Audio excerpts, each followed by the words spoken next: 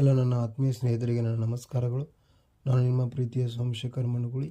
ಇವತ್ತೊಂದು ಹೊಸದಾದ ವಿಡಿಯೋದೊಂದಿಗೆ ವಿಶೇಷತೆ ಏನಪ್ಪ ಅಂತಂದರೆ, ಬಾದಾಮಿಯ ಗುಹಂತರ ದೇವಾಲಯ ಮುಂದುವರೆದ ಭಾಗ. ಏನಪ್ಪ ಅಂತಂದರೆ, ಪ್ರಥಮವಾಗಿ ನೋಡಿರುವ ರೀತಿಯಲ್ಲಿ ಪ್ರಥಮವಾಗಿ ಶೈವ ಮತ್ತು ವೈಷ್ಣವ ದೇವಾಲಯ ಬಗ್ಗೆ ನಾವು ಸುಂದರವಾದ ಪಕ್ಷಿ ನೋಟವನ್ನು ನೋಡಿದ್ದೇವೆ. ಅದೇ ಮುಂದುವರೆದಿರ್ತಕ್ಕಂಥ ಇನ್ನೂ 2 ದೇವಾಲಯ ಯಾವಪ್ಪ ಅಂತಂದರೆ ವೈಷ್ಣವ ಮತ್ತು ಇನ್ನೊಂದು ಜೈನ ದೇವಾಲಯ ಬಗ್ಗೆ ನಾವು ಇವತ್ತು ನೋಡ್ತಾ ಇದ್ದೇವೆ. ನಮ್ಮ ಎಲ್ಲರೂ ಏನು ಮಾಡೋಣಪ್ಪ ಅಂತಂದರೆ, ಇವತ್ತು ಬಾದಾಮಿ ಚಾಲುಕ್ಯರಲ್ಲಿ ವಿಶೇಷವಾಗಿರ್ತಕ್ಕಂಥ ಮತ್ತು ಗುಹಾಂತರ ದೇವಾಲಯಲ್ಲಿ ಶ್ರೇಷ್ಠವಾಗಿರ್ತಕ್ಕಂಥ ತನ್ನದೇ ಆಗಿರ್ತಕ್ಕಂಥ ವಿಭಿನ್ನ ಶೈಲಿಯನ್ನು ಹೊಂದಿರತಕ್ಕಂಥ ದೇವಾಲಯ ಯಾವುದಪ್ಪ ಅಂತಂದರೆ ಅದು 3ನೇ ಗುಹಾಂತರ ದೇವಾಲಯ. ಅದು ಇದೆ ಏನಪ್ಪ ಅಂತಂದರೆ ವೈಷ್ಣವ ದೇವಾಲಯ ಮತ್ತು ಎಲ್ಲ ಗುಹಾಂತರ ದೇವಾಲಯಕ್ಕಿಂತ ಅತಿ ದೊಡ್ಡವಾಗಿರ್ತಕ್ಕಂಥ ದೇವಾಲಯ ಆಗಿದೆ. ಇಲ್ಲಿ ಉಗ್ರ ನರಸಿಂಹನಾಗಿರಬಹುದು ಮತ್ತು ನಂದಿಯಾಗಿರಬಹುದು, ವಿವಿಧ ರೀತಿಯ ಶಿಲ್ಪಕಲಾಕೃತಿಗಳನ್ನು ಇಲ್ಲಿ ನೋಡಬಹುದು.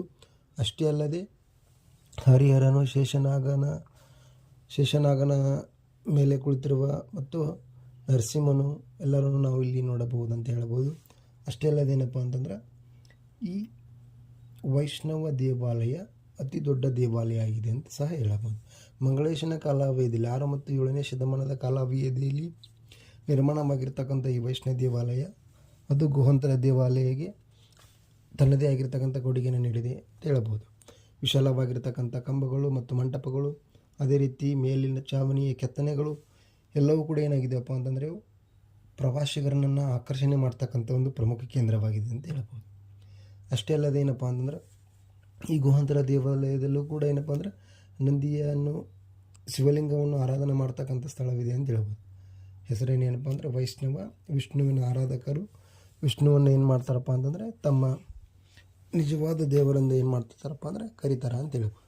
ಅಷ್ಟೇ ಅಲ್ಲದೇನಪ್ಪ ಅಂತಂದ್ರೆ ಈ ವೈಷ್ಣವದ ಬಲ ಮತ್ತು ಎಡಭಾಗದಲ್ಲಿ ಸುಂದರವಾಗಿರ್ತಕ್ಕಂಥ ಕೆತ್ತನೆಗಳಿವೆ. ಈ ಕೆತ್ತನೆಯಲ್ಲಿ ಏನು ಮಾಡ್ಬೋದಪ್ಪ ಅಂತಂದ್ರೆ ಮಡಿ ಪುಲಿಕೇಶಿ ಮಹಾರಾಜರನ್ನ ಕೆತ್ತನೆ ಮಾಡಿರ್ತಕ್ಕಂಥ ಪ್ರಮುಖ ದೃಶ್ಯಗಳಿವೆ ಅಂತ ಹೇಳ್ಬೋದು.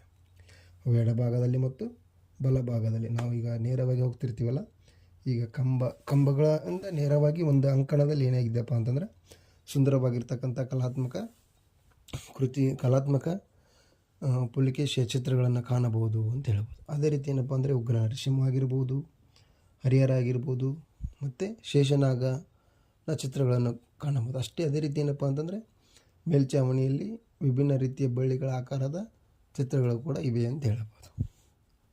ನೆಕ್ಸ್ಟ್ ಇನ್ನೇನಪ್ಪ ಅಂತಂದರೆ ಮುಂದುವರೆದು ಈ ವೈಷ್ಣವ ದೇವಾಲಯದ ನಂತರ 4ನೇ ಗುಹಾಂತರ ದೇವಾಲಯ.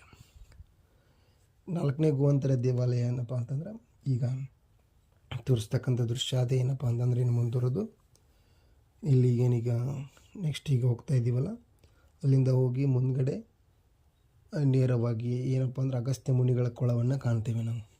ಟಾಪ್ ವ್ಯೂ ಅಲ್ಲಿ ನೋಡೋದಾತಂದರೆ 130 ಆ್ಯಂಗಲಲ್ಲಿ ನೋಡೋದಾತಂದರೆ ಟಾಪ್ ವ್ಯೂ ಅಲ್ಲಿ ಅಗಸ್ತ್ಯ ಮುನಿಗಳ ಕೊಳದ ಬಾಜುನೇ ಪಕ್ಕದಲ್ಲಿ ಏನಾಗಿದೆಯಪ್ಪ ಅಂತಂದ್ರೆ ಈ ಜೈನ ಗುಹಾಂತರ ದೇವಾಲಯನ ನೋಡಬಹುದು. ಚಾಲುಕ್ಯರು ಏನಪ್ಪ ಅಂತಂದರೆ ತಮ್ಮದೇ ಆಗಿರ್ತಕ್ಕಂಥ ವಿಶೇಷತೆ ಕೊಡುಗೆಯ ಜೊತೆಗೆ ಏನಪ್ಪ ಅಂದರೆ ಅನ್ಯ ಧರ್ಮದನ್ನು ಏನು ಮಾಡಿದ್ರಪ್ಪ ಅಂದರೆ ಸಂರಕ್ಷಣೆ ಮಾಡಿದ್ದರು ಎಂಬುದಕ್ಕೆ ಉತ್ತಮ ಉದಾಹರಣೆಯಾಗಿದೆ. ಈ ಜೈನ ಗುಹಾಂತರ ದೇವಾಲಯದಲ್ಲಿ ವಿಶೇಷತೆ ಏನಪ್ಪ ಅಂತಂದರೆ ಜೈನ ಧರ್ಮದಲ್ಲಿ ಬರ್ತಕ್ಕಂಥ 24 ತೀರ್ಥಂಕರ ಬಗ್ಗೆ ನಾವು ಇಲ್ಲಿ ಕಾಣಬಹುದು.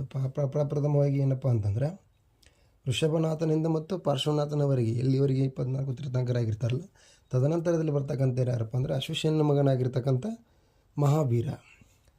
ವರ್ಧಮಾನ್ ಮಹಾವೀರ. ಅಲ್ಲಿ ಇರ್ತಕ್ಕಂಥ ಸುಂದರವಾಗಿರ್ತಕ್ಕಂಥ ಕೆತ್ತನೆಗಳಿವೆ ಮತ್ತು ಅವರದೇ ಆಗಿರ್ತಕ್ಕಂಥ ಅವರ ಕೆತ್ತನೆ ಜೊತೆಗೆ ಅವರ ದೇಹಕ್ಕೆ ಸುತ್ತುವರಿದಿರತಕ್ಕಂಥ ಬಳ್ಳಿಗಳನ್ನು ನಾವು ಸೂಕ್ಷ್ಮವಾದ ರೀತಿಯಲ್ಲಿ ನಾವು ಕಾಣಬಹುದು ಅಂತ ಹೇಳ್ಬೋದು. ಏನಪ್ಪ ಅಂತಂದ್ರೆ ಬಾದಾಮಿ ಚಾಲುಕ್ಯರು ತಮ್ಮ ಧರ್ಮದ ಜೊತೆಗೆ ಅನ್ಯ ಧರ್ಮದ ಸಂರಕ್ಷಣೆ ಮಾಡಿದ್ದಾರೆ ಅನ್ನೋಕೆ ಏನಪ್ಪ ಅಂತಂದರೆ ಉತ್ತಮವಾದ ಉದಾಹರಣೆ ಯಾವುದಪ್ಪ ಅಂತಂದರೆ ಇದು ಜೈನ ಧರ್ಮದಕ್ಕೆ ನೀಡಿರ್ತಕ್ಕಂಥ ಉತ್ತಮ ಕೊಡುಗೆ ಅಂತ ಹೇಳ್ಬೋದು. ಸರಿ, ಎಲ್ಲ ನನ್ನ ವೀಕ್ಷಕರಿಗೆ ಧನ್ಯವಾದಗಳು.